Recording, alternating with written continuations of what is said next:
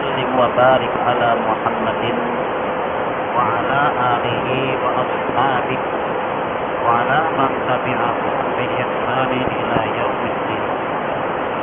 أشهد أن لا إله إلا الله وحده لا شريك له وأشهد أن محمدا عبده ورسوله.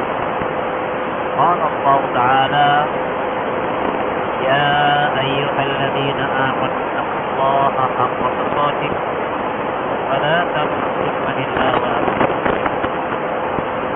وقوله صلى الله عليه وسلم: اتق الله حيثما كنت وأتبع السيئة الحسنة تمحها وخالق الناس بخلق حسن. وبعد، معاشر muslimin rahimani wa rahimakumullah, jamaah para bapak dan saudara jamaah mujahidin dan para pendengar penggemar siaran dakwah Masjid Mujahidin yang dimuliakan oleh Allah. Kita teruskan kajian ini setelah kita menyelesaikan tentang kesesatan akidah kaum musyrikin dan haramnya hewan-hewan sembelihan mereka dari ayat 119 sampai dengan ayat 121. Setelah selesai semuanya, kita terpahami terjemahan tiap-tiap kata daripadanya. Sekarang mari kita lanjutkan ayat 122 sampai dengan ayat 123 yang temanya adalah perumpamaan orang-orang mukmin dan orang-orang kafir, yaitu firman Allah: awamangka yaina, masih di dalam surat Al-An'am surat nomor 6 ayat 102 halaman 163.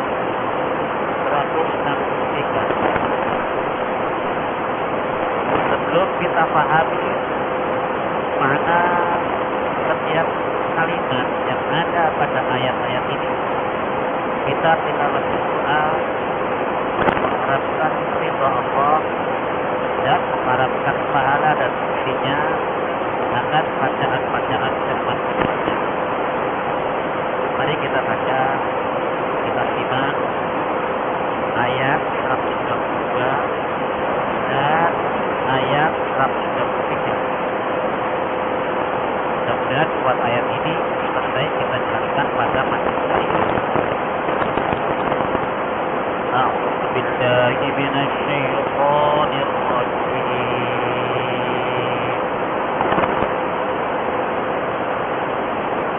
Awaman kana maitan wa ahyaynahu wa ja'alna lahu nuran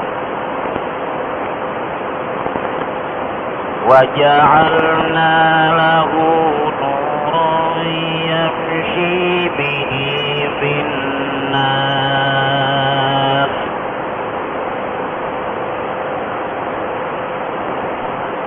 yamshi bihi fin كمن مثله في الظلمات ليس بخارج منها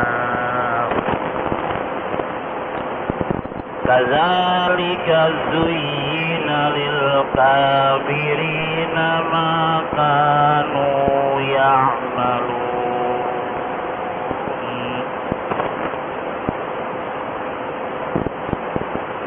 وكذلك جعلنا في كل قرية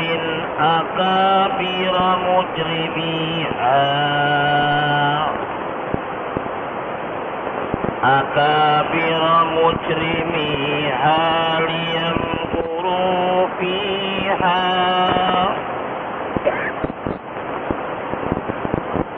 وما يمكرون إلا أنفسهم وما يمكرون إلا بأنفسهم وما يشعرون. صدق الله العظيم. Bismillahirrahmanirrahim. Pada ayat 116 sampai dengan ayat 121, kalau kita perhatikan kesimpulannya, sebagian besar umat Islam, sebagian besar umat yang bukan Islam menyesatkan manusia dari jalan Allah karena mengikuti hawa nafsu atau dugaan-dugaan mereka. Yang kedua, orang-orang mukmin dibolehkan memakan daging hewan sembelihan yang orang mukmin dibolehkan memakan daging hewan sembelihan yang tidak disebut nama Allah ketika menyembelihnya. Orang mukmin itu dilarang makan hewan yang disembelih tidak menyebut nama Allah. Allah memerintahkan untuk meninggalkan segala macam dosa, dosa besar atau dosa kecil, baik yang terang-terangan atau yang sembunyi-sembunyi. Yang terakhir, mengikuti kehendak orang musyrikin dapat menjerumuskan manusia kepada lembah kemusyrikan juga. Para jamaah yang terhormat, memang akidah kaum muslimin itu harus bersih kalau ingin imannya diterima oleh Allah Subhanahu wa taala. Iman kepada Allah kalau dicampuri dengan kepercayaan tradisi yang bertentangan dengan keyakinan yang benar dari Allah, maka kalau diikuti orangnya menjadi orang musyrik juga. Para jamaah yang terhormat, oleh karena itu kita perlu mengetahui itu termasuk mencari ilmu, karena kita bisa tahu mana iman yang bersih dan mana hal-hal yang mengotori iman yang bersih itu. Mari kita lanjutkan. Sekarang perumpamaan orang-orang mukmin dan orang-orang kafir. Di sini ada kata-kata yang sulit, Pak, kalau tidak dibantu oleh tafsir. Kita terjemahkan dulu karena akan mengambil pengertian Al-Quran sebenarnya. Itu ada kadang-kadang langsung melalui bahasa Al-Quran itu, dan ada kalanya karena Quran itu sering menggunakan kata-kata majazi atau kata-kata yang sindiran. Ini kita perlu penjelasan tafsir. Sebaik-baik dan sebenar-benar tafsir adalah dari Nabi Muhammad SAW, dan semua para sahabat mengikuti tafsir yang disampaikan oleh Nabi SAW. Mari kita baca terjemahnya dulu. Awaman, ada 3 kata, Pak, atau dalam istilah bahasa Arab 3 kalimat. A, wa, dan man. A, apakah? Wa, dan man, orang yang. Ini kalau diterjemahkan jadi satu, apakah orang-orang yang. Wa-nya itu tidak diterjemahkan. Kenapa? Ada sebelumnya dan ada sesudahnya, itu disambung dengan huruf ataf, yaitu wa. karena ada pernah maitan itu artinya bangkai atau mati, maut, al-mautu. Tapi apa yang dimaksud apa orang-orang yang mati yang rohnya dicabut oleh Allah itu? Nah, ini perlu tafsir. Apakah orang-orang yang pernah mati? Nah, pernah mati itu berarti hidup sesudah mati. Hidupnya itu kapan? Nah, ini ada kata-kata perumpamaan. Disinilah Al-Quran itu mempunyai keindahan. Ada kata-kata tasybih, yaitu keserupaan satu terhadap yang lain. Nah, siapa yang diserupakan dengan orang mati ini? Awaman kana maita. Apakah orang-orang yang sudah mati? Fa ahyainahu, kemudian kami menghidupkannya.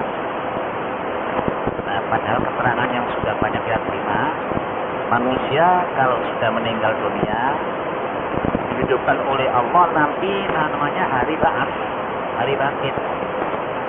Nah, ini kok ada kejadian orang yang sudah pernah mati lalu kami hidupkan. Nah, ini memang pernah terjadi di zaman dahulu, yaitu Ashabul Kahfi.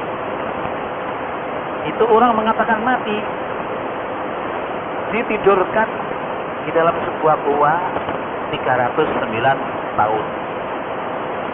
Satu. Yang kedua, ada di zaman Nabi Isa.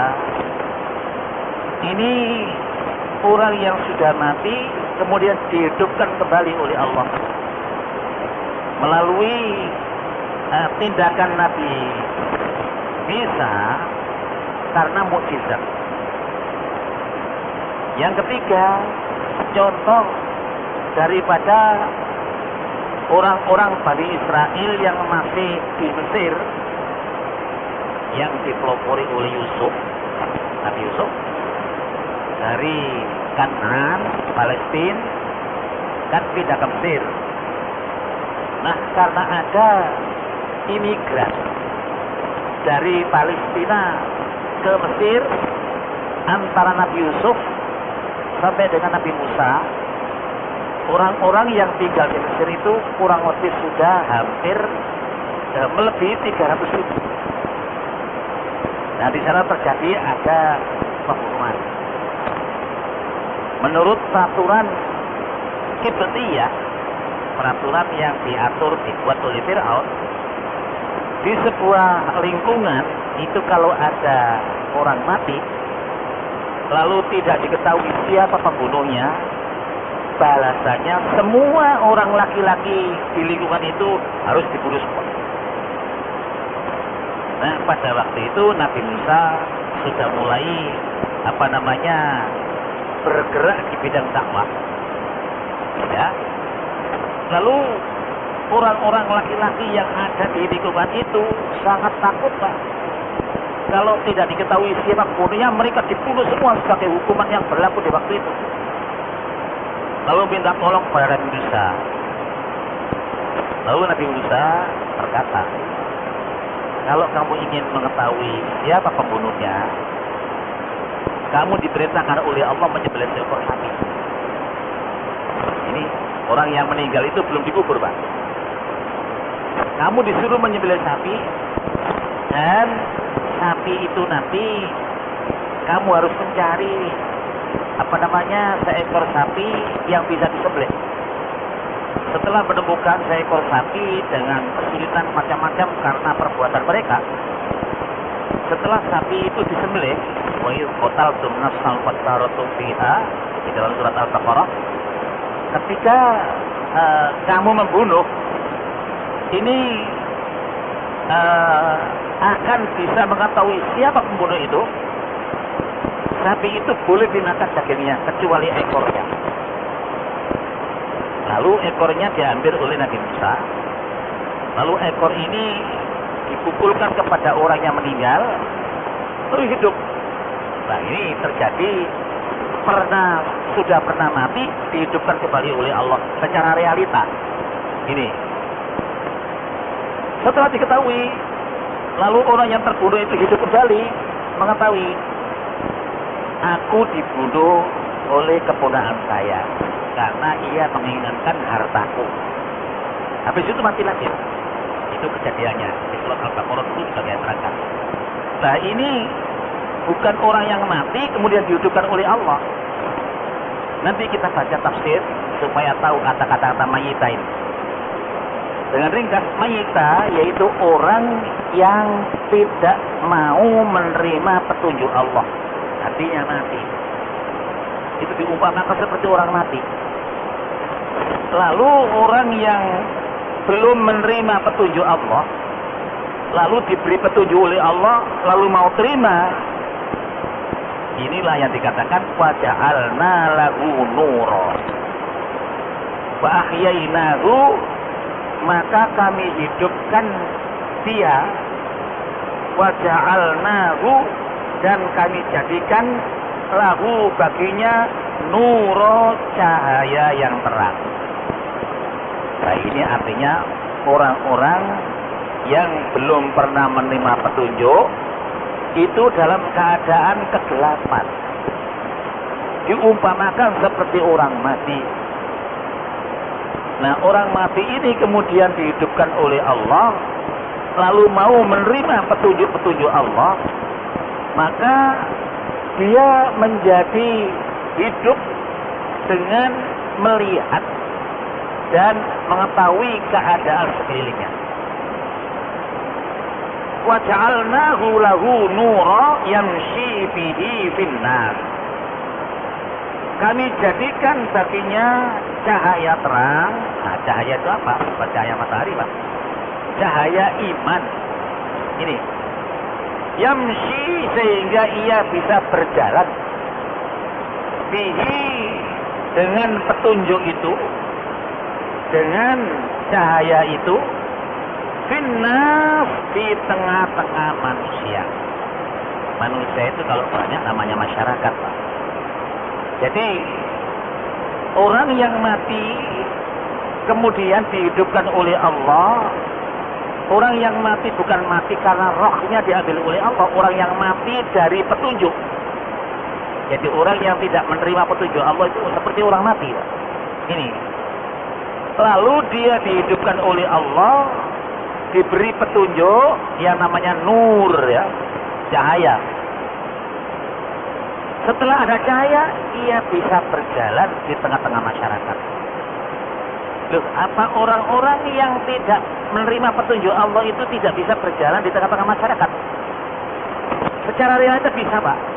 Tapi hidupnya nabrak yang salah dengan nabrak yang benar.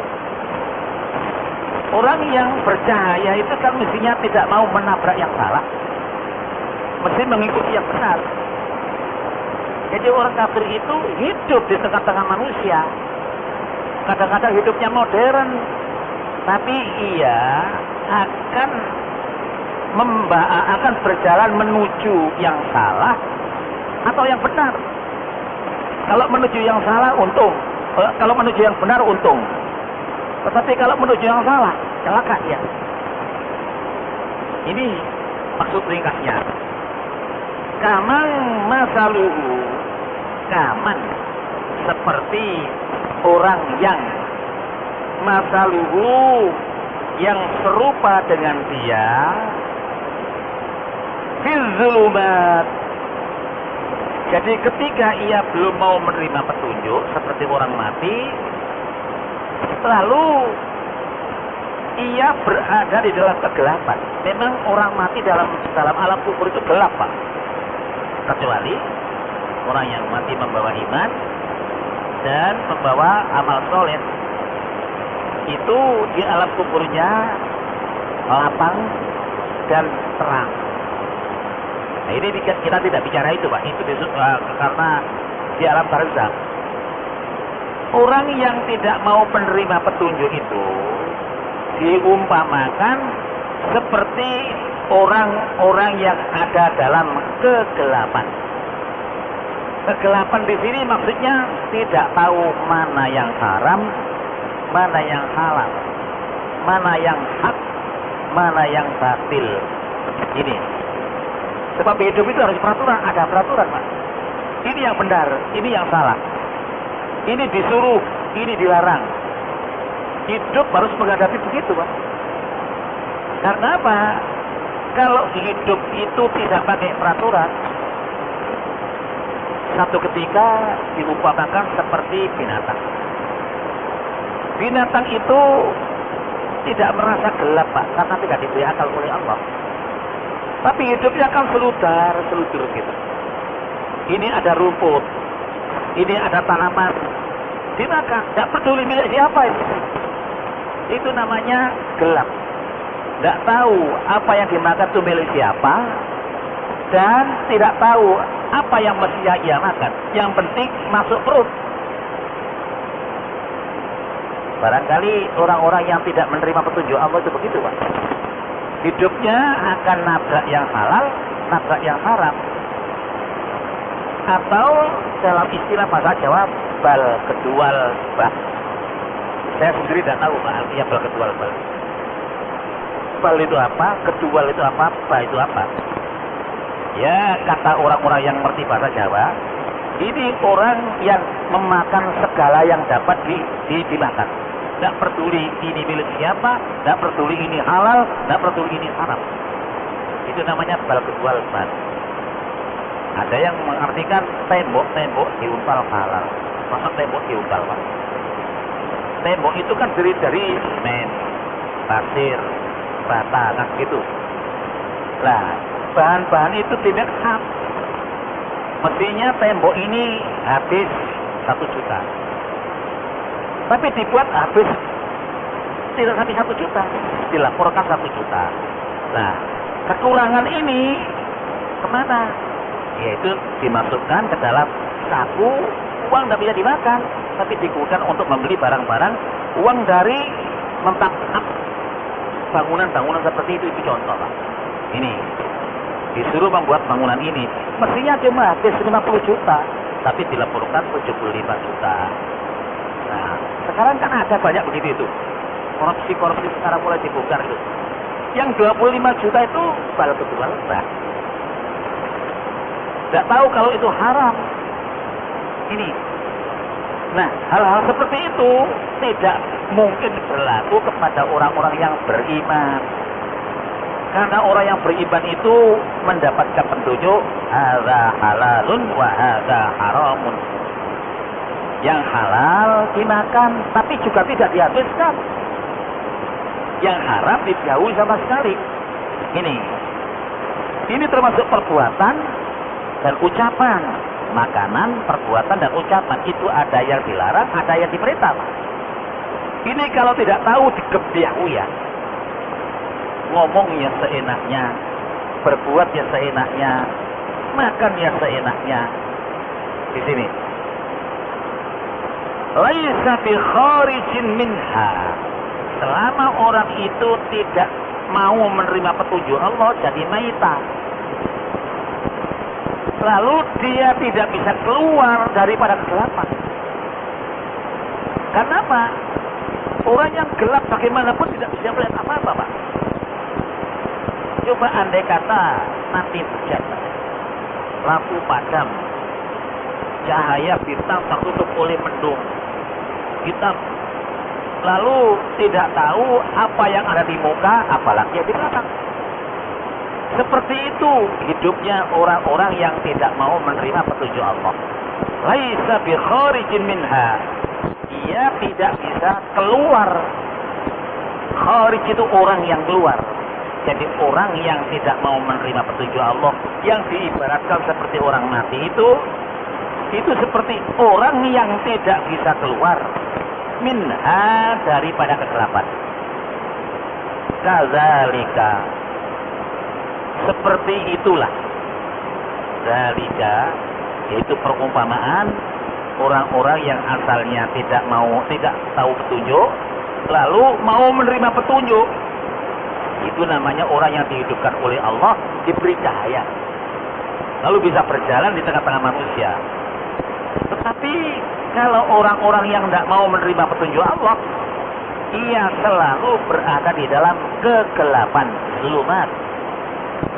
Dan karena tidak ada petunjuk, tidak ada obor, tidak ada penyuluh, laisa bi kharij minha, ia menjadi orang yang tidak bisa keluar dari kegelapan itu. Seperti itulah zuyyina. Zuyyina itu arti kata artinya dihiasi, Pak. Tapi di sini artinya dijadikan memandang baik. Jadi gelap itu dipandang baik, haram itu dipandang baik, batil itu dipandang baik, larangan Allah itu dipandang baik. Ini bagi siapa? Lil kafirin. Nah, di sini ketemu orang-orang yang tidak mau menerima petunjuk Allah itu seperti orang-orang kafir. Ini makanu ya'malun, ia memandang baik apa yang mereka pernah ya'malun, mereka lakukan. Jadi orang kafir itu apa yang mereka lakukan dipandang baik semua. Kegelapan di sini bukan matanya yang gelap, Pak. Tapi aturan hidup itu tidak mengenal apa yang diridhoi oleh Allah, apa yang dimurkai oleh Allah. Itu namanya orang kafir. Tetapi kalau orang yang beriman, ia akan bisa memilah-milah. Ini diizinkan oleh Allah, ini dilarang oleh Allah. Nah, seperti Allah menghalalkan binatang ternak buat manusia. Untuk mendapatkannya boleh dengan berburu, Pak. Kalau binatang itu belum ada yang milikinya, boleh berternak. Tapi kemudian tidak boleh dimakan begitu saja. Semua binatang darat yang halal, yang diperoleh dengan yang halal, mau makan harus disembelih. Kalau binatang itu mati, yang tidak makan maitatan. Di antara maitatan ini mati bukan karena disembelih dengan menyebut nama Allah, itu dilarang. Maka orang yang beriman mengetahui ini bangkai, ini binatang sembelihan, yang sembelihan dengan menyebut nama Allah dimakan, yang maita, yang binatang yang disembelih oleh orang-orang musyrik jangan dimakan. Itu namanya orang yang melihat. Bukan melihat dengan mata, tapi melihat dengan petunjuk. Nah, ini. Para jamaah yang terhormat, aturan berjalan di lalu lintas ini kan ada rambu-rambu. Ini orang yang tidak tahu rambu-rambu itu, ini tanda berjalan kaki. Ini berjalan pelan-pelan.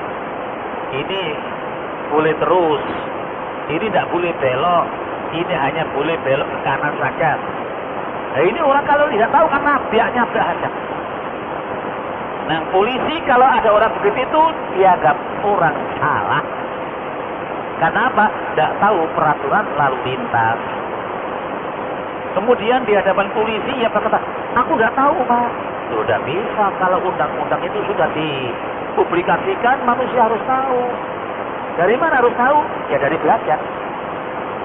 Ini. Kita kan tahu kan kita kan tahu karena belajar. Ini tandanya kalau ada trompet itu, Pak, ya. Ini kan tandanya larangan. Mobil tidak boleh membunyikan klakson kan. Ini. Kemudian ada belokan putih ke arah kanan, ke arah kiri. Maka ini harus ke arah kiri. Jangan terus atau ke arah sana. Karena ini jadi petunjuk. Lampu merah harus berhenti, lampu kuning mulai berjalan menuju lampu hijau, atau lampu kuning menuju lampu merah. Siap-siap, harus pelan-pelan. Nah, ini semuanya rambu-rambu. Di dalam istilah salah satu kitab, bahwa Islam itu membuat al-ma'lam fit thariq, rambu-rambu di jalan. Di hidup itu kan melalui jalan, Pak. Ya, jalan itu tidak hanya jalan yang lurus saja. Kita berjalan hidup itu menuju kemana? Kalau bekerja itu dengan cara apa? Itu namanya berjalan. Ini harus ada aturan-aturan. Yang tidak mau peraturan sama dengan orang mati. Kenapa disamakan orang mati? Karena ia nabrak sana, nabrak sini. Nah, ibarat di lalu lintas, kalau ia tidak tahu rambu-rambu lalu lintas, lalu nabrak, ya kan mati itu. Akibatnya paling tidak sakit. Di sini. Ini ayat 122. Mari kita terjemahkan sekali lagi. Nah, waktu masih banyak. Awamang kana maitan. Apakah orang yang dia pernah mati, artinya pernah hidup tidak mengikuti petunjuk, artinya tidak mengikuti petunjuk. Sudah begini, apakah orang yang pernah kafir itu? Kemudian fa'akhyainahu, kami beri kesadaran, kami hidupkan, artinya kami beri kesadaran. Waja'alna, dan kami jadikan lahu baginya nuro, cahaya yang terang. Nah, cahaya yang terang itu adalah petunjuk-petunjuk dalam Islam. Islam itu kan terdiri dari akidah, keyakinan, keimanan, dan terjadi ibadah, pengabdian kepada pencipta, dan akhlak mulia, perilaku yang berlaku sesama hidup ini. Nah, itu termasuk orang yang hidup betul. Yang setelah diberi cahaya, ia mampu berjalan bihi dengan cahaya itu finnasi, di tengah-tengah masyarakat. Ini.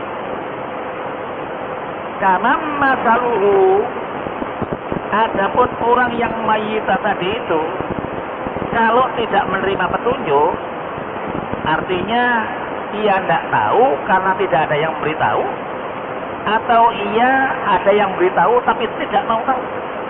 Ini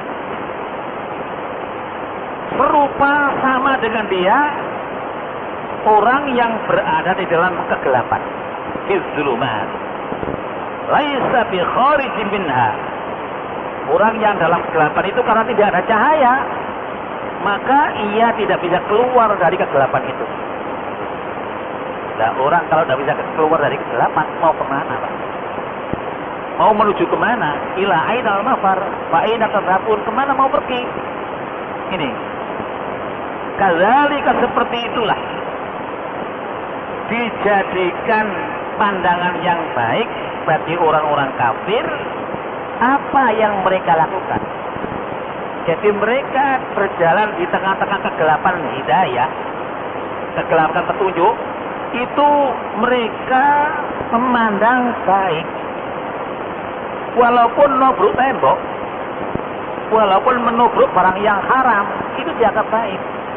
Ini, menang judi dianggap baik, tetapi larangan berjudi itu ada.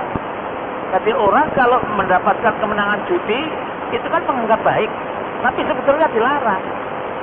Sehingga ia berbuat judi dan menang.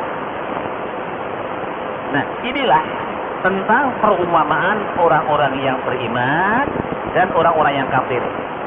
Kembali kepada halaman 163, terjemahnya Pak. Nomor 122, yang hitam itu.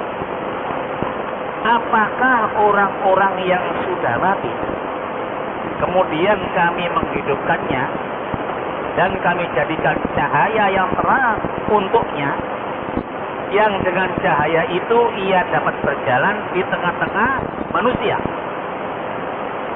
Kalau tidak mau menerima nur, hidayah, serupa dengan orang-orang yang keadaannya berada dalam kegelapan, yang tidak dapat keluar daripadanya. Jadi orang itu kalau diberi petunjuk, lalu tidak mau, itu seperti orang yang ada dalam kegelapan, yang tidak bisa keluar dari kegelapan itu. Demikianlah bagi orang kafir, dijadikan memandang baik apa yang telah mereka lakukan. Jadi orang yang kafir itu mencuri dipandang baik, berjudi dipandang baik, berzina dipandang baik. Karena apa? Nggak ngerti, itu larangan Allah. Ini. Jadi, apa yang ia peroleh, tidak peduli halal, tidak peduli haram, itu dianggap baik. Lah, orang yang begitu itu seperti maita, orang yang mati. Mati dalam hal tidak tahu petunjuk. Bukan mati karena rohnya diambil oleh Allah. Wah, begini Pak, pertemuan dalam Al-Quran. Kenapa? Al-Quran itu sastra, bahasa. Bahasa itu dihadapkan orang-orang yang umum, dihadapkan orang-orang yang intelek. Ini. Karena itu ada penyerupaan yang namanya tasbih. Ini. Ayat berikutnya. Wa kadzalika, dan seperti itulah ja'alna, kami telah menjadikan di kulli qaryatin, di setiap qarya itu artinya desa, Pak. Di sini artinya desa kecil atau desa besar, sehingga banyak diartikan negeri. Dan seperti itulah kami jadikan di tiap-tiap negeri akabiro, pembesar-pembesar, mujrimiha, terdiri dari orang-orang yang berdosa jahat. Jadi kalau kami jadikan orang-orang tidak mau menerima petunjuk itu seperti suatu negeri yang dipimpin oleh pembesar-pembesar kriminal. Pembesar-pembesar yang jahat. Pak, sekarang lihat di surat-surat kabar di media. Sekarang kita sekarang ini apa? Namanya banyak koruptor. Kenapa koruptor kok tidak jadi dilindungi? Karena yang melindungi itu sendiri koruptor. Ini yang disebut akabiro mujrimiha. Di tiap-tiap negeri kami jadikan pembesar-pembesar orang-orang yang banyak dosa, orang-orang yang jahat. Nah, sekarang ini realitanya orang-orang yang jahat itu pencuri, koruptor, dan karena mereka itu orangnya pintar tapi korupsi, banyak jalan untuk mendapatkannya. Dan kalau diadili, dia menyewa pembela. Kadang-kadang dibebaskan. Ini seperti siapa itu? Orang pajak yang banyak korupsi katanya itu kan oleh pertama-tama kan dihukum bebas. Padahal korupsi kok dihukum bebas. Sekarang diungkap kembali. Ya, diselidiki. Ternyata orang-orang ini mengajak orang-orang lain jahat seperti dia. Tak kasih uang sekian, tak suap sekian. Sehingga ini mau mengadili, bagaimana dia disuap? Yang mengadili ini disuap. Ini yamkuru agar mereka mengadakan tipu daya. Jadi Allah Subhanahu wa taala ketika menurunkan cahaya itu artinya ajaran untuk aturan-aturan hidup, lalu tidak mau menerima, dan kebetulan ini orangnya banyak berada di suatu lokasi yang namanya Korea. Itu kalau orang-orang itu tidak mau menerima petunjuk Allah, kalau dijadikan pemimpin, ya pemimpin akabiro mujrimiha, pembesar, penggede, penguasa, terdiri dari orang-orang yang jahat, orang-orang yang banyak dosa. Liyamkuru, akabir tadi, pembesar tadi itu, mereka mengadakan tipu daya, makar. Kita kan tahu bahasa makar ya. Makar itu diantaranya, kalau ini artinya melawan penguasa. Ini fiha, di dalamnya. Fiha itu kembali kepada Korea tadi, Pak. Wa ma yamkuruna, tidaklah mereka menipu, tidaklah mereka memperdaya illa bi anfusihim, kecuali menipu diri mereka sendiri, wa ma hum yash'urun, sedangkan mereka itu tidak merasa. Jadi mereka itu kalau jahat, menipu orang banyak, itu dikiranya untung, tapi sebenarnya itu akan berakibat kepada diri mereka sendiri, tapi tidak merasa. Coba koruptor itu ketika melakukan korupsi kan tidak merasa, Pak. Setelah ini diketahui oleh penegak hukum, baru terasa. Tetapi ketika ia masih belum diadili, ia merasa senang. Tapi akibatnya, jamaah yang terhormat, walaupun pencuri, koruptor tidak diketahui oleh penegak hukum, hidupnya juga termasuk menderita, Pak. Siapa yang bikin menderita? Di samping ia sendiri bingung, Allah Subhanahu wa taala yang menutup hatinya. Fi qulubihim maradun fazadahumullahu maradun. Ya, di dalam awal-awal surat Al-Baqarah kan ada itu. Fi qulubihim maradun fazadahumullahu maradun. Ada itu. Jadi mereka itu ingin menipu karena apa? Hatinya sakit. Yukhadi'una Allah walladzina amanu wa ma yakhda'una illa anfusahum wa ma yash'urun. Itu diantaranya orang kafir munafik. Ya, orang kafir munafik itu kan malah tahu tapi jarak. Ini tahu kalau haram tapi diterjang. Ini.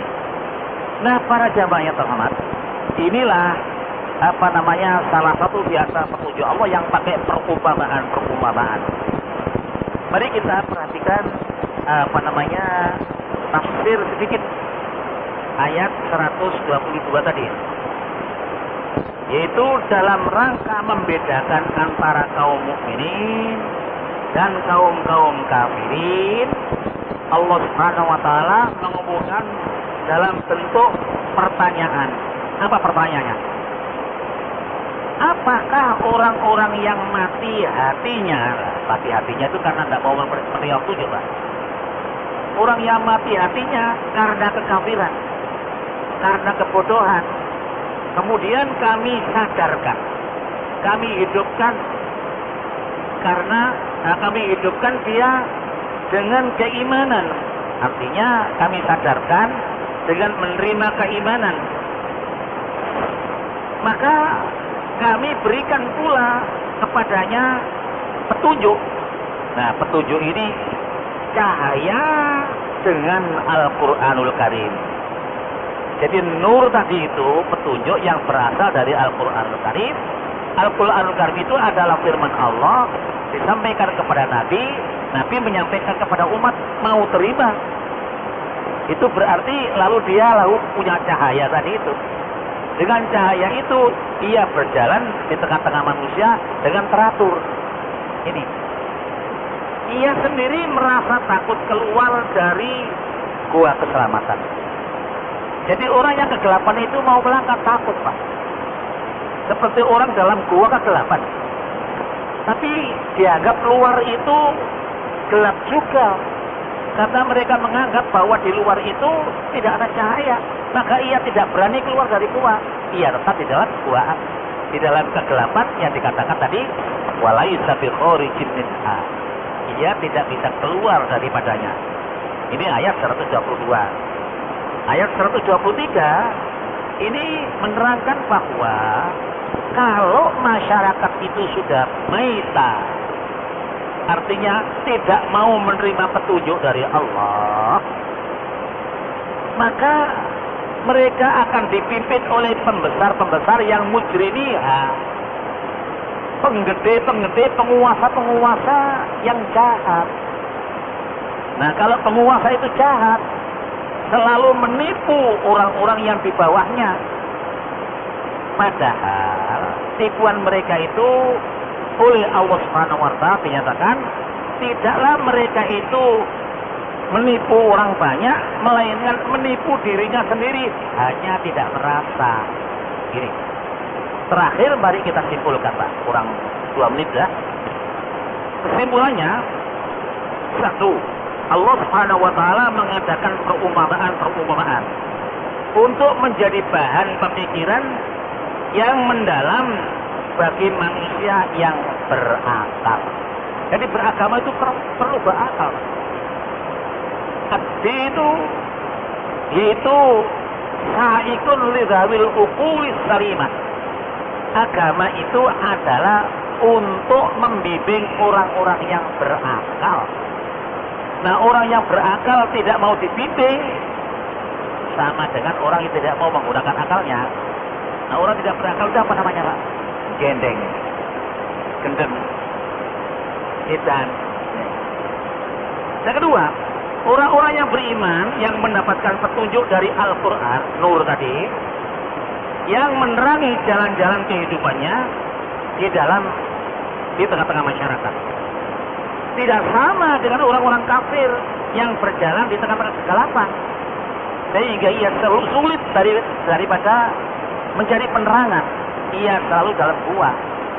Ia bersembunyi di gua kan gelap, Pak. Dianggapnya di luar itu gelap, sehingga ia tidak berani keluar. Yang ketiga, orang-orang kafir memandang baik perbuatan yang buruk karena selalu mendapatkan bisikan-bisikan dari setan. Korupsi terus kan, gak kira gunanya. Kenapa?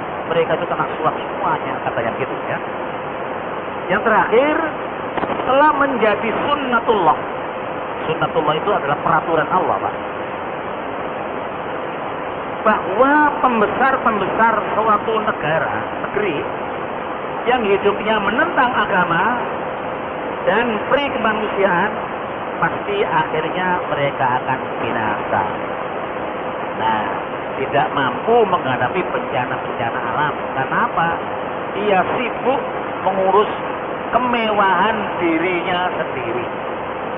Nah, para jamaah yang terhormat, 2 ayat tapi artinya panjang sekali, pengertiannya panjang sekali, karena ini menjadi penerangan bagi manusia-manusia yang pinter tapi tidak mau menerima petunjuk Allah. Ini insya Allah ayat 124 yang akan datang sampai dengan ayat 136 126 itu akan menerangkan pembangkangan kaum musyrikin dan sunnatullah terhadap hambanya, apa yang harus berlaku. Memang petunjuk Allah itu luas, Pak, dan karena luasnya kita tidak bisa mengerti dalam sekali pengajian, mesti harus beberapa kali karena Al-Quran itu sekian banyak. Mudah-mudahan dengan 2 ayat ini kita mendapatkan petunjuk dari Allah Subhanahu wa taala, nura yamshi bihi fitkan, mendapatkan petunjuk yang terang sehingga berjalan di tengah-tengah manusia itu penuh dengan kedamaian, karena aturan-aturan yang diciptakan oleh Allah itu mensejahterakan manusia hidup di dunia dan di akhirat. Mari kita akhiri kajian ini. Wabillahi taufiq wal hidayah warridha wal inayah. Allahumma shalli wa sallim wa barik ala Muhammad walhamdulillahi alamin. Subhanakallahumma wa bihamdika nasyhadu an la ilaha illa anta wa nastaghfiruka wa natubu ilaik. Rabbana la tuzigh qulubana ba'da idh hadaytana wa hab lana min ladunka rahmah innaka antal wahhab. Subhana rabbika rabbil izzati amma yasifun wa salamun alal mursalin walhamdulillahi alamin. Wal afu minkum. Assalamualaikum warahmatullahi wabarakatuh.